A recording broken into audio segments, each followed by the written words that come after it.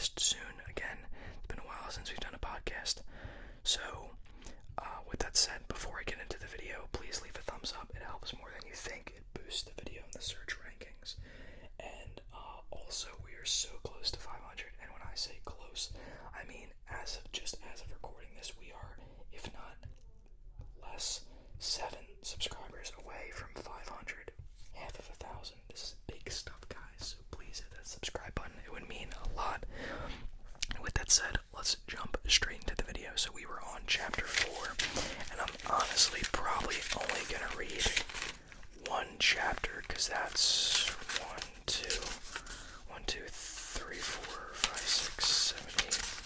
10 pages. So that's why I wanted to do another one of these reading videos, because it might be quite a few parts, but right now I'm only gonna do one chapter. So the Star-Spangled Banner's been stolen, Anna whispered. She couldn't imagine how. It was enormous. It was bigger than her whole living room and home. Did you hear that, Harold? Did you? A short woman with bouncy gray curls and a world's greatest grandma sweatshirt elbowed her husband. First a giant snowstorm, and now this. This trip to see your old army buddies has been more exciting than I thought it would be. Dude, Henry turned to Jose. That was your mom on TV. I wonder if she's the one who stole it. That would be so cool. My mother did not steal the flag. She's a specialist who restores historical textiles, and she just finished fixing the flag so it could go back on display. And furthermore, my mother is part of a... Jose, his father's voice was sharp. Jose jumped, then looked up at his dad and nodded a tiny bit. What I was going to say, Jose said, is that she has a great respect for history. She was going to give a lecture on the flag this week, and then finally head home. He turned back to his dad. Do you think she'll have to stay longer now? Jose's father put an arm around his son. I'm sure they'll track it down quickly, but yes, the flag may need more repairs once they find it. Mom is probably fit to be tied. The song Raindrops Keep Falling on My Head played from his pocket, and Jose's dad pulled out a cell phone. This is her. Sit tight for a minute. And he stepped toward the ticket counter. Next to Anna's dad. Jose sat down with his book, and Henry went back to his video game. Anna stared up at the TV, where news people were recapping the top stories of the morning, the big blizzard and the flag's theft. Jose's mother appeared on the screen again. She shook her head, and her silver earrings caught the light of the cameras. Jose, what were you going to say about your mom being part of something? Jose looked up quickly. Nothing. She's part of the group of people who love history. Anna's hand flew to her ear. No, she's not. Jose, those earrings. She's part of the Silver Jaguar Society, isn't she? Jose put his book down and narrowed his eyes. It's okay. Anna tried to keep her voice quiet. Those earrings, were they a gift from your grandmother to your mom? Jose nodded just a bit. How do you know? He whispered. It's okay. We're in it too. I mean, my mom is. Anna's thoughts were racing so fast she couldn't keep up. She was tripping over her words, trying. She's a Silver Jaguar necklace that looks like your mom's earrings. It's their symbol. This is amazing. So do you know about this society? I don't know much, but I know it's a secret group of people who are related to famous artists and... Shh. Jose moved closer to her. It's not going to be a secret much longer if you keep shouting about it in a crowded airport. Sorry, Anna whispered. I just can't believe this. Do you know who you're related to? We're descendants of Paul Revere. Paul Revere, the Midnight Ride guy. Anna nodded. He was a silversmith too. A really good one, I guess. You must be related to somebody who made stuff too, right? She pulled out her notebook. Put that away, Jose said. Sorry, Anna slipped the notebook back into her bag. You're right. My mom would kill me if I wrote this stuff down. But you're related to somebody, right? Jose nodded. Frida Kahlo. Frida who? Henry asked. He put his game down and moved closer. Frida Kahlo. She's a famous artist, Anna said. And also, Jose leaned closer. My mom says her ancestors in Central America, going way, way back, were some of the founders. Henry raised an eyebrow. So, let me get this right. You guys think that anybody with some magic Silver Jaguar thing is part of this secret society of yours? Well, yeah, Anna said. Coming from Henry, it sounded like something out of a video game. That's funny, Henry went on. My aunt's got one, on a bracelet. She does. Anna grabbed his sleeve and shook him a little. Oh my gosh, Henry, your family's a part of the Silver Jaguar Society too. This is incredible. Who are you related to? Nobody as far as I know. Henry shook her off and picked up his video game. Anna blocked the screen with her hand. Henry, seriously, if your aunt has a bracelet like that, she must be part of it. Does she go on a lot of trips? Well, yeah, Henry put his game down again. And she sure likes art and stuff too. She's always all, look, Henry, when we see some dumb old painting or something, but I don't think she's part of any secret mission or anything. He paused, looking down at his game. That would be cool, though. Yeah, but Henry, Anna stopped short when she saw Snickerbottom heading their way again. Maybe she could interview him now. The story was getting better by the minute. Anna hurried over to him. Senator, what do you think about the flag? This theft is a crime against our great nation. He stood up straight and looked out toward the crowd around the TV monitor, even though it was Anna who had asked the question. And I'm here to assure the American people that our flag will be recovered. The crowd shifted its attention from the TV to Snickerbottom. The very best investigators in the nation are on this case. The FBI, the CIA, the SEC, the SEC, the Snickerbottom Campaign Committee. In a situation like this, every American needs to do his part. I've reassigned some of my key staff members to help with the investigation.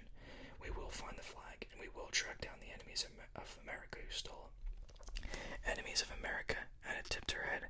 The news people said they don't know who stole it. Oh, they always say that. We know better. Robert Snickerbottom gave a loud sniff as if he could smell the enemies of America right there in the airport. When I'm president, we'll have a stronger, safer nation. Safe for the American people and safe for our flag. I see, Anna held up her notebook. Just a few more questions about your campaign now, Senator. According to the polls, I told you I don't have time for school newspapers, little lady. Too much to do. He walked off with his men following. When he's president, Henry stared down the hallway. You don't know who Robert Snickerbottom is? Anna sighed. At least the airport had wireless internet access. She tapped at her keyboard, called up a video of Snickerbottom's latest campaign ad, and tipped the screen all so Henry could see. Watch. The commercial started with a fuzzy black and white photograph of a lady who looked like somebody's grandmother. Over the image, a man with a deep voice proclaimed, Betty Frumble's fine for Vermont, but she doesn't belong in Washington. The image changed to a newspaper headline that read, The Compromised Queen, with a photo of the woman smiling and holding some kind of a cake pan, surrounded by a crowd of people in the front of Vermont State House. The man's voice continued, America can't afford compromise. We need a leader, a man of courage and strength, a true American hero.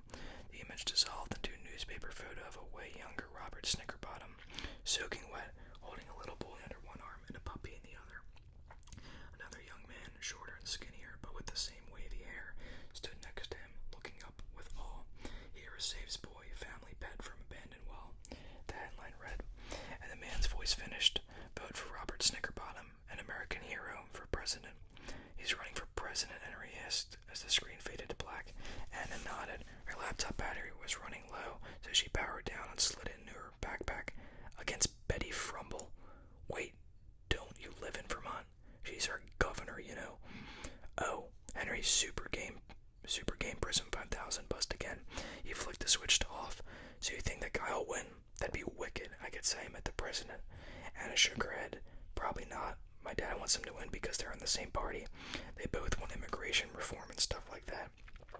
But Dad says Snickerbottom is falling behind in the polls. Behind that grandma lady from the TV ad. Henry looked really stunned. Yep, she's really popular in Vermont. When she was elected the governor, she stopped all the political bickering in Montpelier with her secret weapon. She used her fingers to make quote marks in the air. Secret weapon. Henry's face lit up. Berry maple oat nut crumble. Berry maple oat nut crumble. That's an interesting trigger phrase. That's not really a phrase.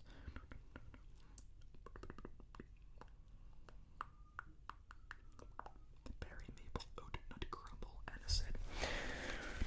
It's her family recipe. She says food brings people together. So she shows up with berry maple oat nut crumble and says anybody willing to listen to the other side gets a big bowl of it with vanilla ice cream. And that works well with that and a bunch of other stuff. She's an incredible speaker. She's brilliant. But the TV news likes to show the old lady with baked goods pictures, so whatever. It seems to be working. She's beating Snickerbottom in the polls by quite a bit. Anna fought a smile. She was proud of her dad being a United States Senator, and she knew he wanted Snickerbottom to win, but secretly, she loved the idea of a smart lady who did things differently being in charge. She'd love to interview briskly. I need to make more phone calls, so I'm going to head to the business lounge where it's quieter. Did you talk to Mom? He nodded. She's beside herself over the flag, but obviously she can't get here with the weather. Her dad didn't sound sad. He was never thrilled about her mom's secret society trips. Do you want to come with me or stay here? I'll stay here, Anna said. I want to get some writing done. This is Henry, by the way. Nice to meet you. Where are your folks? My dad's on a cruise with his new wife. Henry said the word wife the way most people say toe jam or boogers. I've been staying with my aunt, but I'm going home today, or whenever the snow stops. That flight attendant's in charge of me. Henry nodded toward a tiny dark-haired woman who stood at the ticket counter, swamped with people trying to rebook flights. I see. Well, Anna's father looked at his watch, then reached for his wallet and handed Anna his credit card. Take this and get some food for you and your friend whenever you're hungry.